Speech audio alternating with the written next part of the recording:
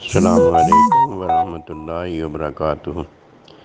یہ ہر مسلمان کلمہ پڑھنے والے پر فرض ہے کہ وہ قرآن اور قرآن کے حکم سنت کی تعلیم کو عام کرے۔ یہ عام کرنا اپنے پر تعمیل میں نافذ کرنا ہے، یعنی قرآن اور قرآن کی تعلیم سنت جو ہے اس میں عمل بجا لانا، اس کی تعمیل میں اللہ کو، اللہ کے نبی کو راضی کرنا ہے۔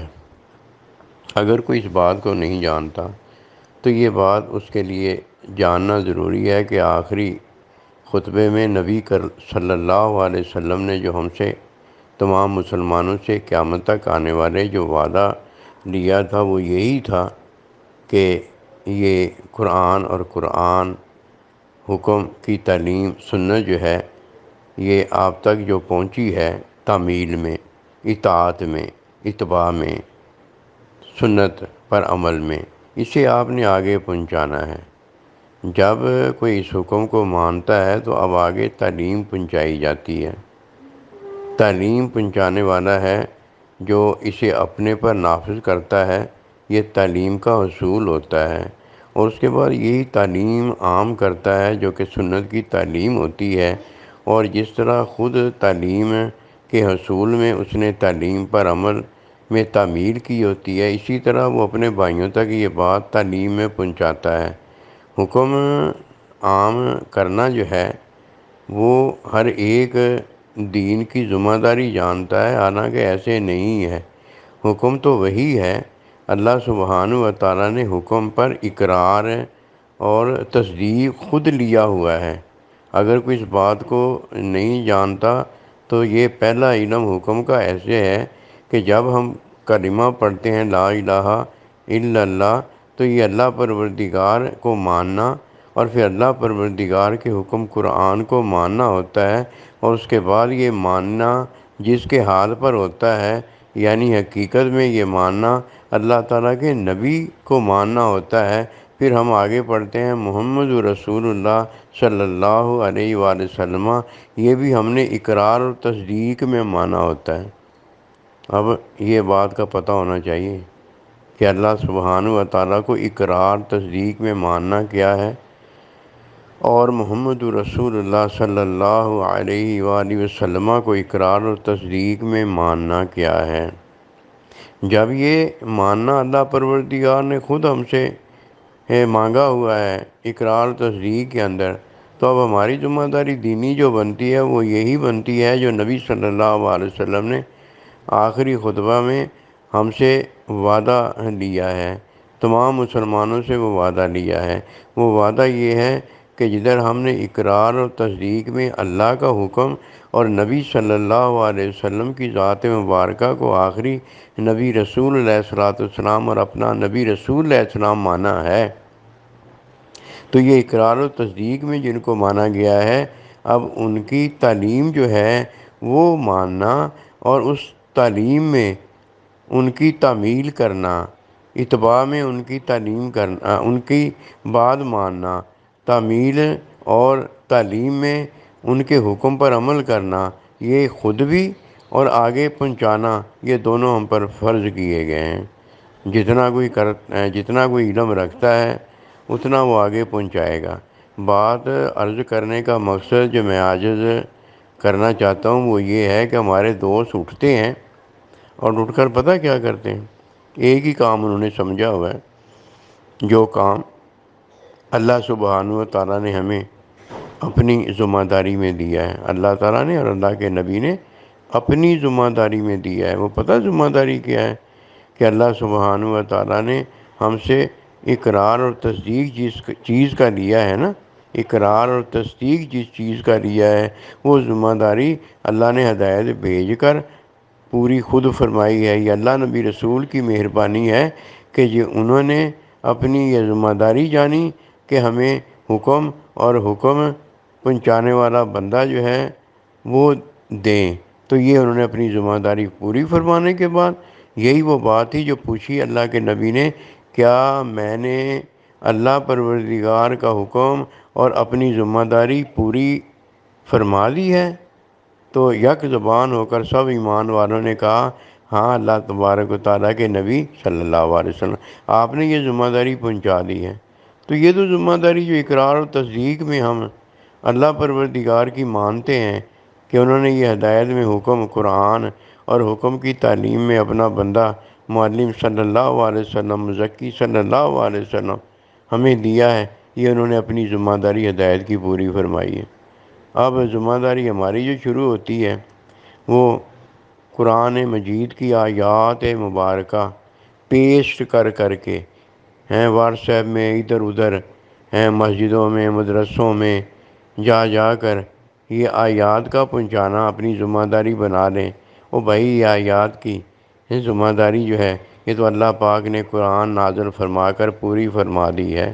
اسی طرح احادیث مبارکہ جس طرح قرآن کے آیات ہیں اسی طرح نبی صلی اللہ علیہ وسلم نے یہ سارے احکام اپنے قول میں اپنے عمل میں جس طرح ہم تک تقدیر میں پہنچائے ہیں، تو یہ جس طرح قرآن مجید کی آیات اللہ پروردگار نے اپنی رحمت برکت فضل و کرم کی ذمہ داری میں ہم تک پہنچائی ہیں، اسی طرح نبی صلی اللہ علیہ وسلم نے وہی احکامات جو ہیں اپنے قول میں اپنے عمل میں اپنے رحمت برکت کے وجود میں ہم تک پہنچا دی ہیں۔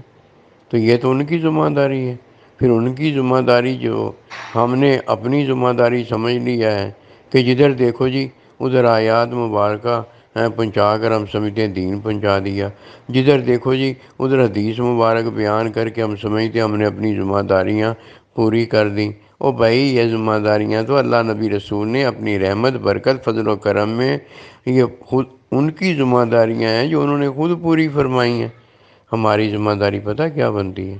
ہماری ذمہ داری یہ بنتی ہے کہ جدھر قرآن کا حکم اور حدیث میں نبی صلی اللہ علیہ وسلم کا حکم جو ہے اس کے ساتھ ہم کیا کریں، اب ان کی ذمہ داریاں آگے نہ پہنچائیں، بلکہ جو ہم پر ذمہ داری نافذ کر دی گئی ہے اس حکم آیت اور اس حکم حدیث میں اللہ کے نبی کے حکم کی تعلیم ہم آگے پہنچائیں، جس میں تفسیر آ جاتی ہے، جس میں تشریح آ جاتی ہے، جس میں میرا قرآن کا یعنی تفسیر کا بیان کرنا آ جاتا ہے، نبی صلی اللہ علیہ وسلم کے حکم حدیث کی تشریح کرنا آ جاتا ہے۔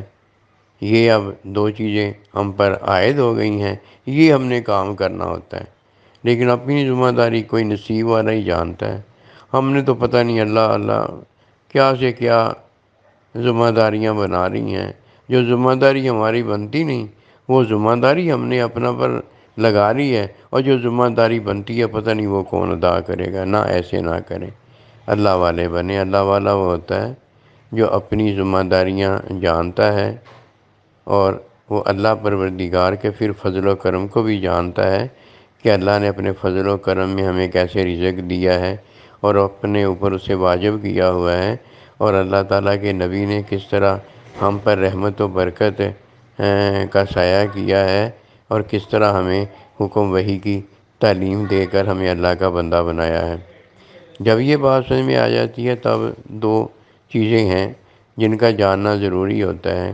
ایک سنت کی تعلیم جو ہم نے حاصل کی ہے، فتابعونی کیا کریں اسے نبی رسول علیہ الصلوۃ والسلام کی تعلیم میں بجا لائیں۔ جب کوئی تعلیم میں عمل کرتا ہے، تعلیم کو بجا لاتا ہے، تو اس سے مطلب یہ ہوتا ہے کہ تعلیم اس نے جو حاصل کی ہے اسے وہ نافع بناتا ہے۔ پھر تعلیم میں اللہ اسے علم دیتا ہے اور تعلیم میں یہ کیا کرتا ہے، یہ عمل کرتا ہے۔ اور جس نے تعلیم میں عمل نہیں کیا ہوتا اس کی حمد و ثنا کدھر گئی، اس کی نماز فجر کی ادائیگی کی کدھر گئی، ظہر کدھر گئی، روزے کدھر گئے، اس نے کیا رکھا ہے، کیا ادائیگی کی ہے؟ ان تمام ارکان کی ادائیگی، ان تمام احکام کی ادائیگی نبی صلی اللہ علیہ وسلم کی تعلیم میں ہوتی ہے۔ تعلیم پر عمل کرتا تو قرآن سنت میں وہ نماز روزہ حج زکوٰۃ وغیرہ ہیں، تعلیم پر عمل کرتا تو ان پر عمل ہو جاتا۔ تعلیم ہے نہیں، اور اگر تعلیم کے بغیر کوئی عمل بھی ان پر کرتا ہے نماز روزہ حج پر، تو وہ کدھر ہوتے ہیں؟ وہ تو ہوتے ہی نہیں ہیں۔ یہ ہے وہ بات جو خاص اللہ تعالیٰ کے بندوں کی تعلیم میں ہمیں نظر آئی ہے، اور جدھر کوئی تعلیم میں یہ بات نہیں کرتا تو وہ پتہ کیا کہتا ہے؟ بھئی علم والا وہ ہے جو عمل کرتا ہے۔ بات ٹھیک ہے، یہ مجازن ایسے کہہ دیا جاتا ہے، حقیقت اس کی جو ہے وہ یہ ہے کہ تعلیم میں عمل ہوتا ہے، اور جب کوئی عمل حمد و ثنا کا کرتا ہے اور اپنے معلم مزکی، اپنے استاد، ماں باپ کا مشاہدہ کرتا ہے تو تب اسے کیا ہوتا ہے؟ تعلیم میں اسے حکمی علم حمد و ثنا کا، اور مشاہدے میں اسے مشاہداتی علم ہوتا ہے۔ کوئی نصیب والا ہے جو اپنی ذمہ داریاں جانتا ہے، اور کوئی نصیب والا ہے اللہ تعالیٰ کے فضل و کرم میں اللہ پروردگار نے جو اپنے پر واجب اور فرض کیا ہوا ہے اس کو جانتا ہے۔ یہ نصیب اچھے ہوں تو یہ عطا ہوتی ہے۔ اللہ پاک ہمیں نصیب والا بنا دے۔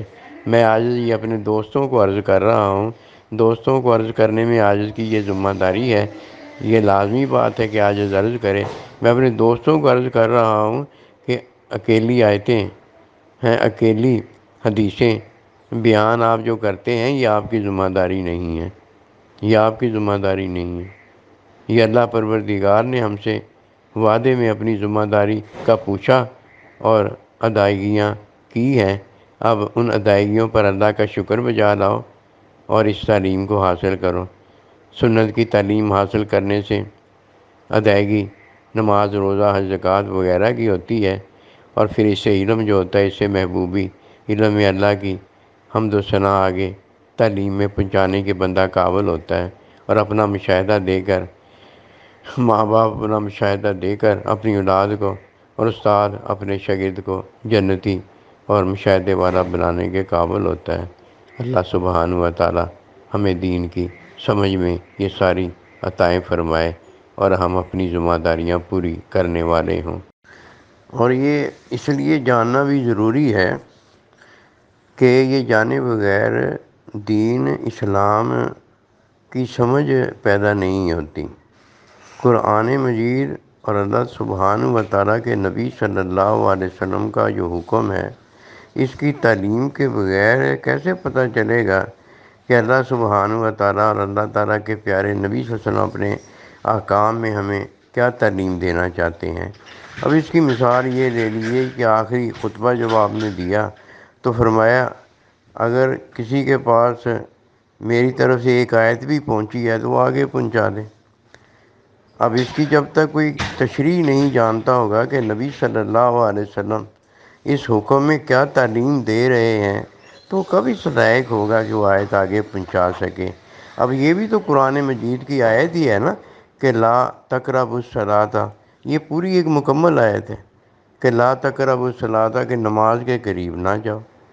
تو یہ آگے اگر کوئی آیت پہنچاتا ہے، اسی طرح کوئی نبی صلی اللہ علیہ وسلم کی حدیث آگے پہنچاتا ہے تو یہ ظاہری بات تو اس نے واقعی پہنچا دی ہے، لیکن اسے کیا پتہ یہ پہنچانے والا کیا پہنچا رہا ہے۔ یہ تو حرام کی آگے اشاعت اور تبلیغ کر رہا ہے، کیونکہ اس نے آیت کی تعلیم کو نہ خود جانا ہے اور نہ تعلیم سنت کے اندر اس نے اللہ کا حکم جو آیت ہے اس پر عمل کیا ہے۔ کدھر رہ گئی عبادت، کدھر رہ گئی اللہ کی محبت، کدھر رہ گیا اللہ کا مشاہدہ، کدھر رہ گئی ماں سے جنت، اور کدھر رہ گیا ماں اور باپ کا مشاہدہ۔ یہ تو باتیں ہی نہیں رہ جاتی۔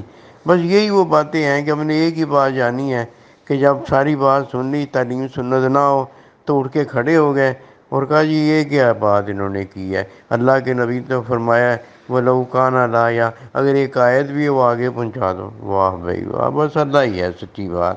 جب محبتیں کرتا ہے تو بندے کو علم عطا فرما دیتا ہے، جب محبتیں کرتا ہے تو تقویٰ دے دیتا ہے، جب محبتیں کرتا ہے تو عبادت حمد و ثنا کو قبولیت عطا کر دیتا ہے۔ یہ سب اسی کی مہربانیاں ہیں، اور جس کا فضل و کرم ہے اسی کو ماننا چاہیے۔ وما توفیقی الا باللہ۔